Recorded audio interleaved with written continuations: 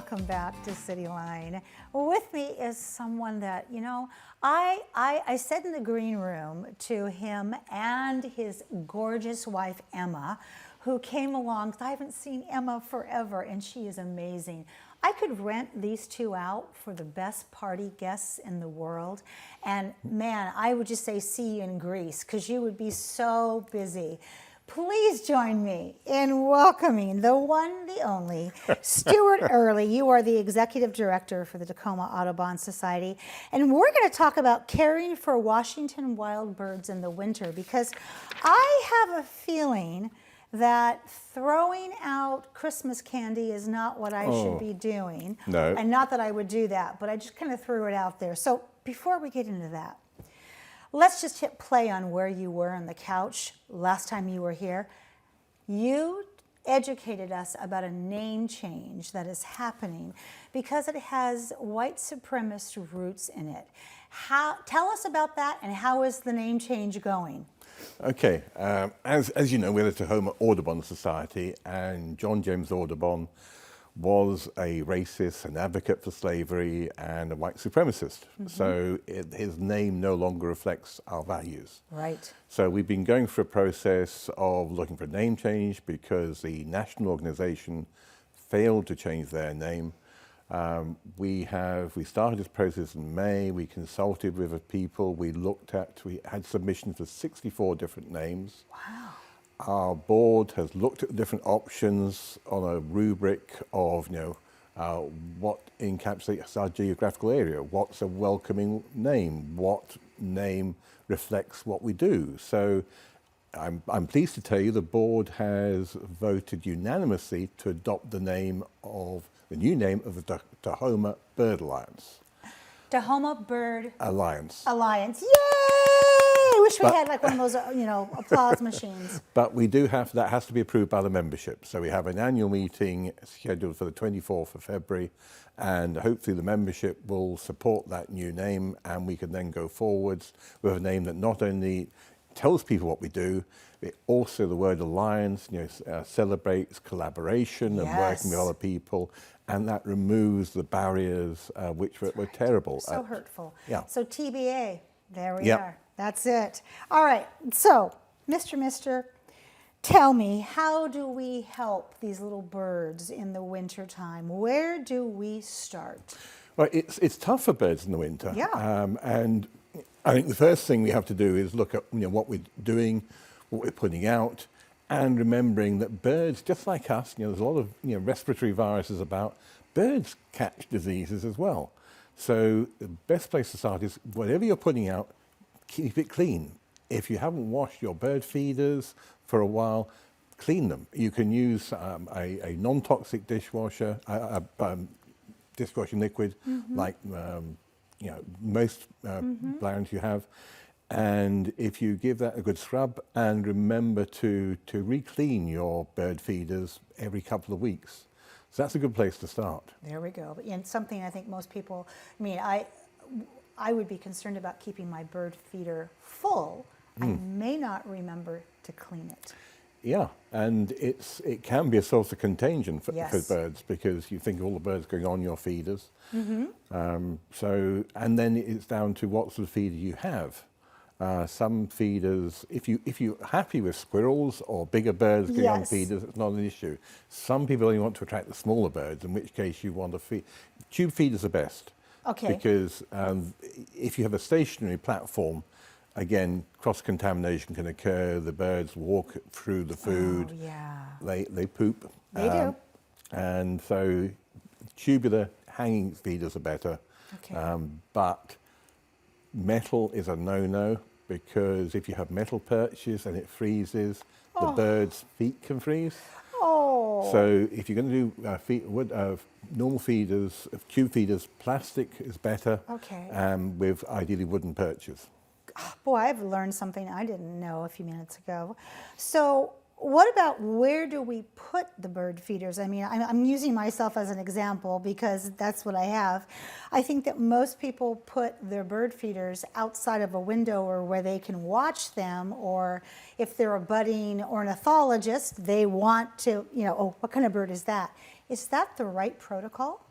I think you've got to look at this as if you can you have the bird feeder close to your window. Yes, you can see the birds, but bear in mind there will be debris that comes with that.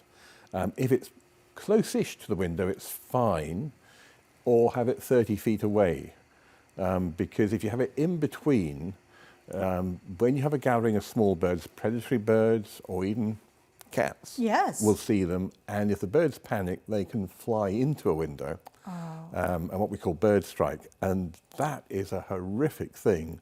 We're losing hundreds of millions of birds a year. Hundreds. Hundreds of millions. There's an incident in Chicago a few months ago where over 1,000 birds collided with one building in one night. No. And it was just horrific. And this is part, they're migrating birds that just Right. flew straight in the building, and it's because the buildings are lit up. We are launching what we call a dark skies initiative, where me about we're trying to encourage people to put lights off if they don't need them, especially businesses. If you drive into town and you see all the office blocks lit up at night, one, it's wasting a lot of energy. Absolutely. Two, the birds fly into these lit up windows. And so if we could just stop this, reduce the number of lights left on at night in tall buildings, we not just save birds, we'll save energy, and that's good for all of us. It is. I mean, you know what? The birds will show us the way. They will. So what else can we do to help birds in the winter? I think the other thing is, in winter, especially when it freezes, birds need water. Yes, they do. So if you've got a bird bath or even some other container with water on, that's great for the birds in winter. But please don't put it underneath the feeders, because then all the stuff will drop through and you'll have mucky bird baths. Exactly. And again, keep those clean as well, Right. because germs can breed and the birds can pick up Exactly. contamination. So in history books, in movies, we see people feeding the birds. I think about my favorite movie in the world, Mary Poppins, and there's a moment where a woman is feeding the pigeons on the streets of the cathedral. What should we be, and she's feeding them probably pieces of bread. What should we be feeding the birds? Well, definitely not bread. No, yeah, not last night's garlic bread and with spaghetti sop on it. Yeah, no. The danger is if you use bread or table scraps, birds don't necessarily like that stuff.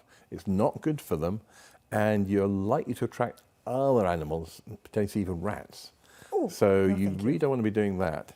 The best thing to feed the birds is peanuts and sunflowers, as long as they're not salted. You can get bird seed.